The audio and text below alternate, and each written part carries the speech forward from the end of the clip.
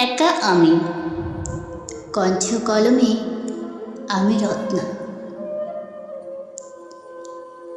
শহরের কোলাহল, গ্রামের নির্জনতা সবটাকে উপভোগ করতে চাই, কিন্তু এই দুয়ের বিভেদ বোঝার সাধ্য আমার নেই। সব কিছুর মাঝেও কেন যেন আমি বিষণ্ণ, আমি একা। প্রতিনিয়ত নিজের মনের সাথে যুদ্ধ করে হাঁপিয়ে উঠেছি। চারিদিকে অচেনা মুখের সমাগম, চিরচেনা মুখের খোঁজে বুক পাজরে উতাল পাতাল কষ্টের নৃত্য অবিরাম। হয়তো এই বুঝি জীবনের বহুরূপ। কি করে আমি মানব? প্রকৃতিও আমার আমিত্ব সর্বক্ষণ চিৎকার করে বলে, বদলে নাও, নিজেকে বদলে নাও, মানিয়ে নাও নিজেকে। কিন্তু আদৌ কি তা সম্ভব?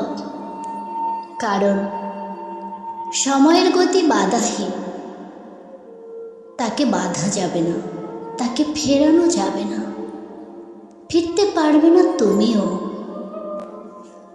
সূর্য ওঠা সকাল থেকে নিঝুম রাতের নীরবতা অবধি, ব্যস্ততার প্রহর কাটিয়ে সবার চোখে যখন ঘুমের পরশ নেমে আসে, তখন আমি নিদ্রাহীন চোখে আপন মুখগুলো খুঁজে যাই।